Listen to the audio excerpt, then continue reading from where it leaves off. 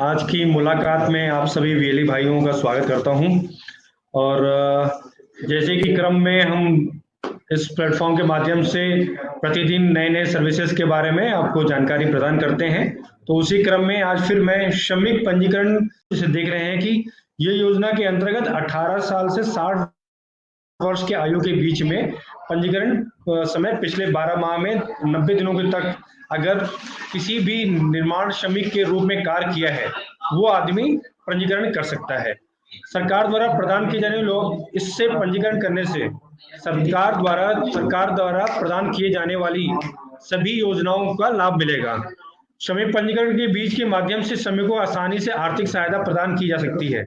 आर्थिक सहायता मंजूरी के लिए बैंक खाते में भी पहुंचाई जाएगी। मीन्स अगर आपने पंजीकरण किया है तो डिटेल्स और अपडेट रहेगा तो जो भी गवर्नमेंट की तरफ से आर्थिक सहायता श्रमिकों को दी जाएगी वो प्रोवाइड की जाएगी। मजदूर उत्तर प्रदेश सरकार द्वारा 12,000 से 1,20,000 के बीच की आर्थिक सहायता भी प्रदान की जाएगी अगर आप श्रमिक का पंजीकरण करते हैं। इस योजनाओं का लाभ उठाने के लिए सभी श्रमिकों को अपने जो भी आपके जन सेवा केंद्र हैं उनका के माध्यम से रजिस्ट्रेशन करना है। आवेदन करने की मिनिमम जो आयु है ये 18 से 60 वर्ष है। तो ये श्रमिक पंजीकरण के क्या चीजें हैं और कितना बेनिफिशियरी गवर्नमेंट की तरफ से मिल सकती है उसके बारे में ये मैंने आपको बताया। इससे पहले अब श्रमिक पंजीकरण करवा सकते हैं, जैसे कि हमने बताया कि अब आपको किसी सरकारी कार्यालय के चक्कर लगाने नहीं पड़ेंगे। आप अपने नजदीकी जन सेवा केंद्र के माध्यम पे जाएंगे, वहां से आप सीएससी वीएलई के माध्यम से कर सकते हैं। श्रमिक पंजीकरण किसका करवा सकते हैं? जो बिल्डिंग में कार्य करते हों, बढ़ई का कार्य करते हों, कुआं खोदना काम करते हैं, रोलर चलाना, सड़क बनाना, मिक्सर चलाने का कार्य, छपरा डालने का कार्य, राजमिस्त्री, प्लम्बिंग, लोहार, हथौड़ा चलाने का कार्य, सुरंग निर्माण, टाइल्स लगाने का कार्य, मतलब ये इस प्रकार के जो श्रमिक हैं जिनका आप पंजीकरण कर सकते हैं। सभी प्रकार के पत्थर तोड़ने वाले, पसीने का पीसने का कार्य करने वाले, सीमेंट, कंक्रीट, ईंट ढोने के कार्य करने वाले, मकानों भवनों की अंतरिक्ष सजावट कार्य करने वाले, ईंट भट्टा पे काम करने वाले, आपका मिट्टी बालू मोरंग मिट्टी का काम करने वाले, तो ये सब लोग हैं जिनका आप काम कर सकते हैं। तो ये तो लोग थे जिनके बारे में बताया कि किनका आप कर सकते हैं। तो अगर आप देखें, अगर मैं वेल भाइयों से बोलूं कि ये अगर आप देखो तो इतने लोग जो आपके आस पड़ोस हैं, आपके सेंटर के बगल में ही कई निर्माण कार्य चल रहे होंगे। आज की डेट में हर सिटी में, हर कस्बे में मकान का काम, कंस्ट्रक्शन काम चलता रहता है, रोड बनती है, गवर्नमेंट सड़कें बना रही है, पुल बन रहे हैं। तो उन सब में जो मजदूर काम करते हैं वो भी इन सब में एलिजिबल हैं। तो मतलब आपको अधिक कमीशन कमाने के लिए इन श्रमिकों का आप रजिस्ट्रेशन कर सकते हैं।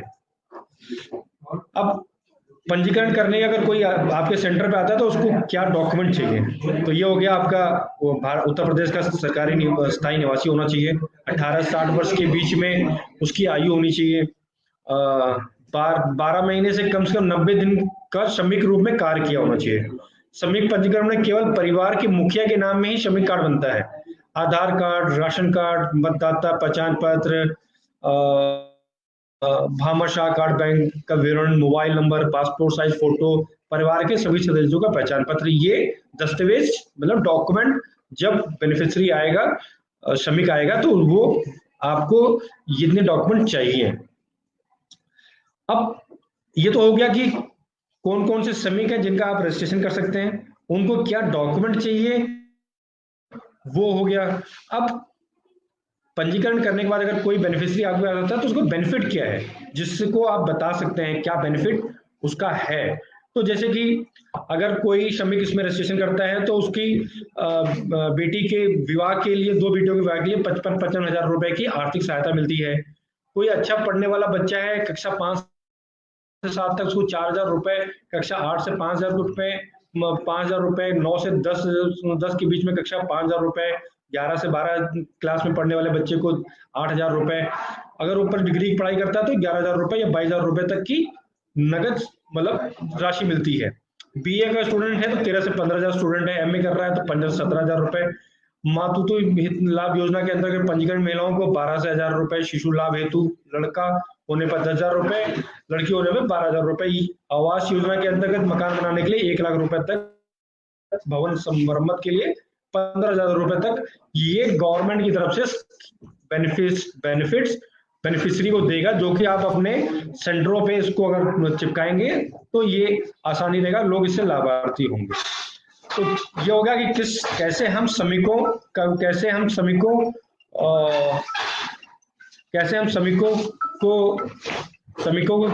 कौन श्रमिक हैं जिनको हम रजिस्ट्रेशन कर सकते हैं, उनको क्या डॉक्यूमेंट चाहिए वो बता सकते हैं, और उनका लाभ क्या मिलेगा, गवर्नमेंट की तरफ से क्या लाभ मिलेगा, वो उसके बारे में ये बेनिफिट्स ये बने बताया।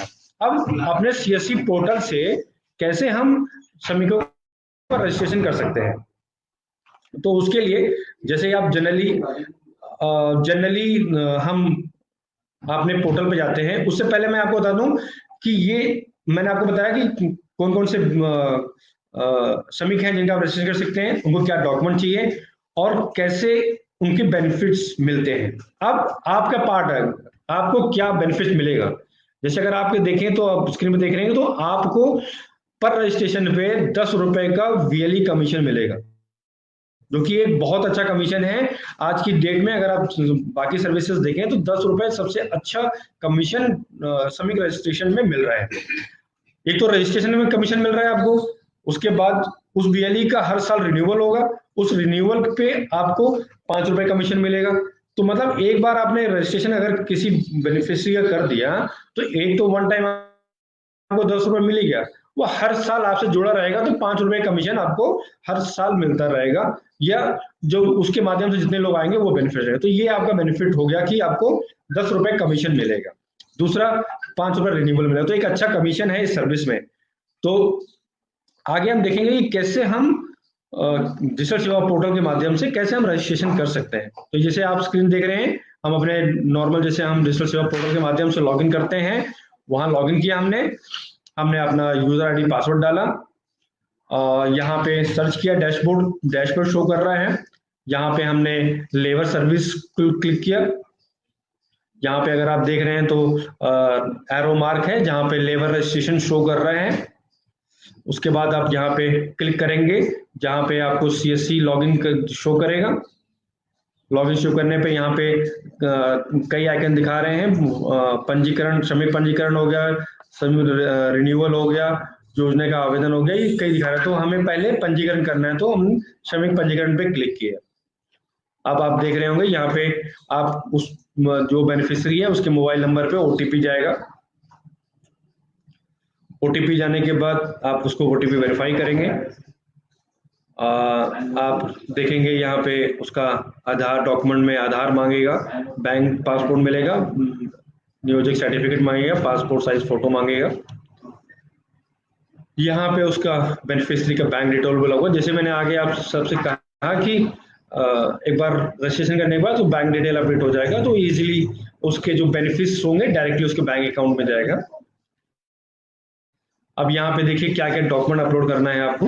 बैंक पासपोर्ट है, नियोजक सर्टिफिकेट है। नियोजक सर्टिफिकेट इंपॉर्टेंट है, इससे पता चलेगा कि भैया आप पिछले 90 दिन में जॉब लेबर के रूप में काम कर रहे हैं नहीं कर रहे हैं। फिर आपका एक पासपोर्ट साइज फोटो अपलोड होगा, आधार कार्ड आपका अपलोड होगा। फिर आप यहाँ देख रहे हैं कि जब रजिस्ट्रेशन कर रहे हैं तो ये जरूर ध्यान रखें कि वो नॉमिनी का डिटेल जरूर फिल करें। नॉमिनी का आधार नाम डालें, नॉमिनी का आधार कार्ड डालें उसका, और उसके बाद डॉक्यूमेंट क्लिक करते हैं। उसकी जब रजिस्ट्रेशन भी कर देंगे तो यहाँ पे का ऑप्शन आएगा, आप पे क्लिक करेंगे। आपको पे क्लिक करने के बाद वो रीडायरेक्ट करेगा आपके पोर्टल पे। तो आप देख रहे हैं आपका यहाँ पे आगे विवरण, और रजिस्ट्रेशन का ये है न्यू गेट, मतलब आपने जैसे पेमेंट किया उसके बाद ये न्यू रजिस्ट्रेशन हो गया। तो ये तो देखा आपने कि कैसे हमने रजिस्ट्रेशन किया, और रजिस्ट्रेशन में आपका जो भुगतान है वो इंस्टेंट 10 रुपए है, वो कट के आपके अकाउंट में, आपके अकाउंट से 10 रुपए कम कट के जो कमीशन है वो डायरेक्टली आपके अकाउंट में मिलता है। वो 10 रुपए कट के ही जो रेस्ट अमाउंट होता है वो पे करना होता है आपको। तो ये हो गया रजिस्ट्रेशन का काम। अब हम देखेंगे कैसे रिन्यूअल हो सकता है, और सेम वही पोर्टल पे हमको लॉगिन करना है, यूजर आईडी पासवर्ड डालना है, फिर लेबर रजिस्ट्रेशन सेलेक्ट करना है, क्लिक कर रहे हैं सर्विस पे। अब यहाँ पे लेबर रजिस्ट्रेशन दोबारा जाना है। अब यहाँ पे जस्ट आपके देखिए श्रमिक नवीनीकरण दिखाएगा, रिन्यूअल आइकन दिखाएगा राइट साइड में, आप उस पर क्लिक करेंगे। आप फिर यहाँ पे उसका जो रजिस्ट्रेशन नंबर है या आधार नंबर है उससे आप सर्च कर सकते हैं। यहाँ पे दोनों ऑप्शन है, चाहे नया पंजीकरण है या आपको रिन्यूअल करना है, तो रिन्यूअल का है तो आपको आधार नंबर या उसका रजिस्ट्रेशन नंबर डालेंगे। जैसे ही उसको सर्च करेंगे वो डिटेल शो कर देगा। यहाँ पे नीचे आके उसको सिंपली क्लिक कर उसके बाद डायरेक्ट वो फी पैटर्न चला जाएगा, पे करेंगे आप, आपके व्यू से पेमेंट हो जाएगा। तो ये पोर्शन जो था कि हमने दिखाया आपको कि किस तरह से हम इसमें रजिस्ट्रेशन कर सकते हैं, किस तरह से हम लेबर रजिस्ट्रेशन कर सकते हैं, किस तरह बेनिफिट कर सकते हैं। तो ये वो पार्ट था कि जिसमें हमने आपको बताया कि कैसे इसमें रजिस्ट्रेशन कर सकते हैं और क्या क्या बेनिफिट्स हमें वीएलए के माध्यम से मिल सकता है। जैसे कि मैंने बताया कि आज के समय में ये एक ऐसी सर्विस है जिससे सबसे ज़्यादा कमीशन प्राप्त हो रहा है, और आपके अड़ोस पड़ोस में बहुत से वेली भाई ऐसे बेनिफिशियरी ऐसे हैं जो कि इस सर्विस के बारे में जानकारी नहीं है। तो अगर आप अपने सेंटरों के माध्यम से इन सेंटरों के माध्यम से अगर आप अपने सेंटर के माध्यम से ये पंजीकरण करते हैं तो एक तो आपका समाज में एक अलग सा रिस्पेक्ट मिलेगा, दूसरा आपको भी एक अच्छा कमीशन मिलेगा। तो ये डिटेल्स था कि जिसके माध्यम से हम श्रमिकों का पंजीकरण कर सकते हैं और ज़्यादा से ज़्यादा कमीशन कर सकते हैं। मैं एक बार थोड़ा सा दोबारा बताना चाहूँगा कि कितने कैसे कौन कौन से लोग हैं जिनका आप पंजीकरण कर सकते हैं। जैसे बिल्डिंग का कार्य करने वाले हो गए, छप्पर डालने वाले कार्य, बढ़ाई का कार्य करने वाले, राजमिस्त्री का कार्य करने वाले, कुआं खोदने वाले, प्लम्बिंग, रोल चलाने वाले, लोहार, सड़क बनाना, पुताई, मिक्सर, हथौड़ा चलाने का कार्य, सुरंग निर्माण, टाइल्स लगाने का कार्य, कुएं से तालाब छाटने का, चट्टान तोड़ने का, ये सब जो लोग हैं जिनका आप आसानी से रजिस्ट्रेशन कर सकते हैं। अब अगर आप लोग अपना रजिस्ट्रेशन बढ़ा के अपना कमीशन बढ़ा सकते हैं, तो जैसे कि आप लोग के नियर बाय में लेबर चौराहे होते हैं, उस लेबर चौराहे पे आप लोग कैंप लगा के आप ज्यादा से ज्यादा वेली भाई श्रमिकों का पंजीकरण करें, और 10 रुपए कमीशन एक अच्छा कमीशन है जो कि आप प्राप्त कर सकते हैं। आप डिपार्टमेंट डिस्ट्रिक्ट में लेबर ऑफिसर्स होते हैं जिनके संपर्क में भी आप रहें, आप अपने डिस्ट्रिक्ट मैनेजर के माध्यम से कांटेक्ट में रहें, जिनके थ्रू आप डिपार्टमेंट से कांटेक्ट करें, और जो कैंप लगते हैं समय समय पे डिस्ट्रिक्ट लेवल पे लेबर रजिस्ट्रेशन के लिए कैंप लगते हैं, उन कैंपों में भागीदारी करें और ज़्यादा ज़्यादा श्रमिकों का पंजीकरण करें। ये सर्विस आज की डेट में इसलिए भी इम्पोर्टेंट है कि आपको इससे कमीशन अच्छा मिल रहा है, आपका ट्रांजैक्शन बढ़ेगा। तो जब ट्रांजैक्शन बढ़ेगा तो आपकी ग्रेडिंग बढ़ेगी। हम ग्रेडिंग आज की ग्रेड में ग्रेडिंग देख रहे हैं, तो आप अगर इसमें ट्रांजैक्शन करेंगे तो आपकी ग्रेडिंग बढ़ेगी, A+ ए कैटेगरी में ग्रेडिंग आएगी, तो बाकी सर्विसेज में भी देने में आपको आसानी मिलेगी।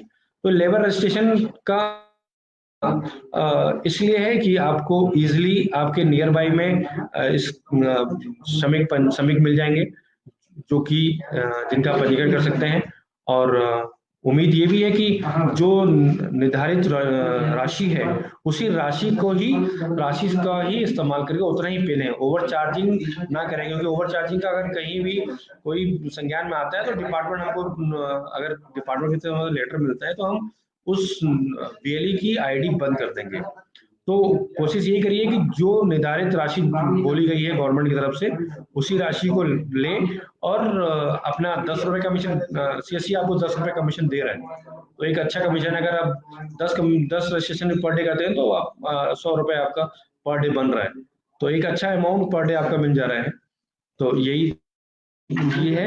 एक बलबीर जी हैं, उन्होंने लिखा है आधार वेरिफिकेशन बंद होगा क्या? नहीं, आधार देखिए वो ओटीपी एक ऐसा पार्ट है जिसको हम नहीं बंद कर सकते, वो डिपार्टमेंट का पार्ट है। जिसका पहले से रजिस्ट्रेशन है उसका रिन्यूअल नहीं हुआ है, उसका कैसे रजिस्ट्रेशन करेंगे? देखिए रजिस्ट्रेशन नहीं करना है, आपको आपने जिसका पहले रजिस्ट्रेशन कर चुका है, रिन्यूअल जाके आप रिन्यूअल करिए उसको। ये राजेश कुमार जी ने पूछा है।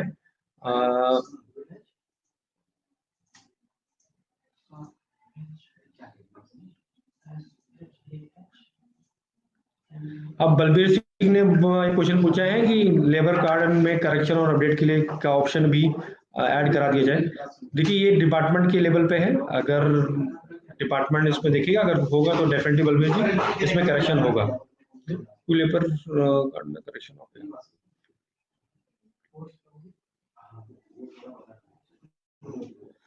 विनय त्रिपाठी जी ने लिखा है प्लीज इसका स्टार्ट आधार वेरिफिकेशन। विनय जी नहीं बंद हो सकता, वो प्रोसेस में है, वो नहीं हो सकता। सत्यम सिंह राजावत ने पूछा है बैनर व पीडीएफ सर प्रोवाइड कराते हैं। ठीक है, मैं आप डिस्ट्रिक्ट मैनेजर के माध्यम से आपको सत्यम जी प्रोवाइड करा दिया जाएगा।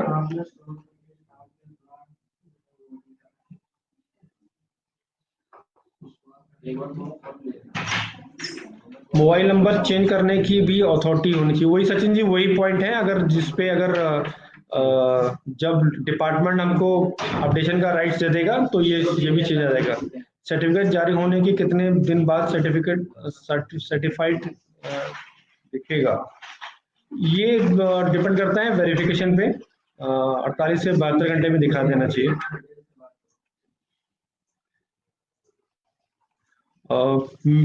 बाकी इस सर्विस से रिलेटेड अगर किसी को कोई दिक्कत आती है तो अपने डिस्ट्रिक्ट मैनेजर्स के कांटेक्ट में रहें, क्योंकि वो लोग लेबर डिपार्टमेंट के कांटेक्ट में हमेशा रहते हैं। तो अगर कोई आता है तो उसके संपर्क में रहें। बाकी अगर मुझे संपर्क करना है तो मेरी मेल आईडी अभी नीचे दिखाई देगी, vinay.mishra@csc.gov.in।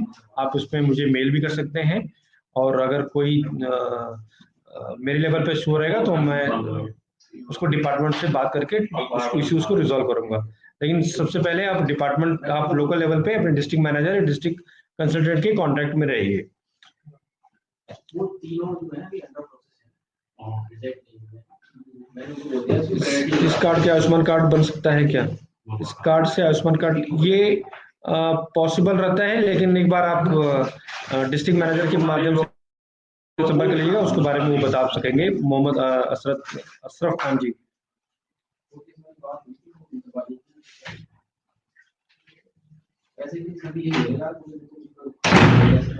विनय त्रिपाठी जी, वेरिफिकेशन वाला पार्ट हम अवॉइड नहीं कर सकते, बट आप मेरे को संपर्क करिएगा vinay.mishra, जिसे नीचे दिख रहा है vinay.mishra@csc.gov.in।